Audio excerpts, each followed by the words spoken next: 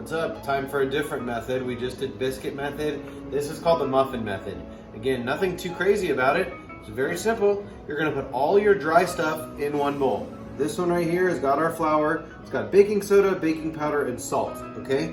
You'll notice over here, there's sugar. Okay, sugar is considered a wet ingredient in baking. So just pay attention with that. I'm gonna put my egg in here. Ask for one egg, so you get that shell out. And then I'm gonna also add in 1/3 cup, it says, of butter. I'm gonna use coconut oil, okay? Instead of using bananas for my recipe, you guys, you see 1/3 cup, which I can tell is gonna be that.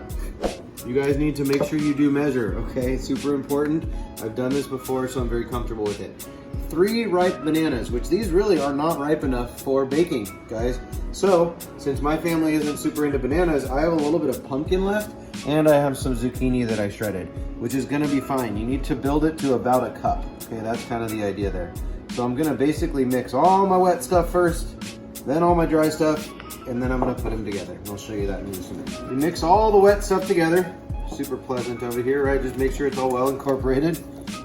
You can add a little cinnamon to this if you want. This recipe only has it in the crumble topping, which is totally great as well. You could add pumpkin pie spice since we have some pumpkin in there. Now, it's very simple, you guys. You're gonna go ahead and put the wet into the dry. Try to get everything out of there. You spent money on it, you spent time on it. Okay. And now we're just gonna kind of fold it together again. We're not gonna get too crazy with it or walk away and let a machine do this. We're just gonna kind of get it all mixed in by hand. All right, so it should look something like that. This may be a little wet, but again, I'm gonna be able to check it with a toothpick when I think that it's done, okay? So a really helpful thing, once I grease these, is to use something like a ice cream scooper, okay? It might even be a little too much, so you have to gauge it, but you're never gonna wanna fill these more than about 2/3 of the way, because these need to rise. So give me just a second, I'll fill these up and I'll show you the crumble topping. You mix all the wet stuff together. Super pleasant over here, right? Just make sure it's all well incorporated. You can add a little cinnamon to this if you want. This recipe only has it in the crumble topping, which is totally great as well. You could add pumpkin pie spice since we have some pumpkin in there. Now, it's very simple, you guys. You're gonna go ahead and put the wet into the dry. Try to get everything out of there. You spent money on it, you spent time on it. Okay. And now we're just gonna kind of fold it together again. We're not gonna get too crazy with it or walk away and let a machine do this. We're just gonna kind of get it all mixed in by hand. So I've got these filled with about 3/4 of my batter. I still got a little bit left in here because I'm gonna end up putting this crumble together. You can just do by hand. I poured coconut oil in there. You could use some melted butter. And all this is, which is on the recipe, guys, is the final 4 ingredients. So please don't get too excited and throw these in the main mix. A lot of students do that in class. They mix everything together and you kind of have missed out on this really wonderful stuff. So what I like to do, this is kind of like if you've had a coffee cake before, okay? I like to put a little bit in here and then we'll finish it with the rest of the batter and then I'll put a little bit more on top too.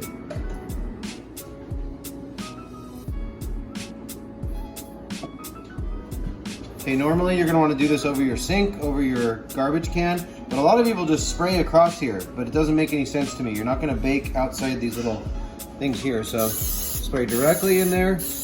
And that's looking pretty good. This recipe does 10 or 12, so I'm just gonna go ahead and spray all 12. All right, last final touch. I actually did take a little out of these and spreaded it around. You guys go back and take anything that's not inside this muffin tin, wipe it off. Okay, it's easier to clean up now than before it bakes. I'm gonna go and throw these in the oven and we'll check them out in a minute after I put this topping on.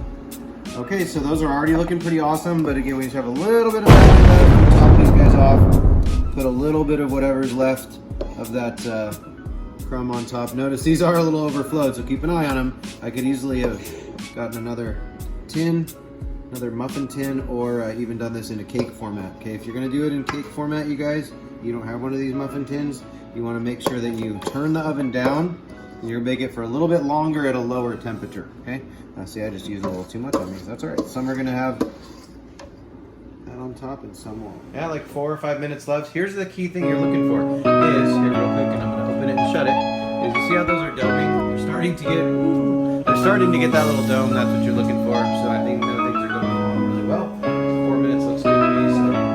So these are done after that 18 minutes or so. You can always leave them in longer, so I always set them for the earliest amount of time. You know, you always check the biggest one. Looks a little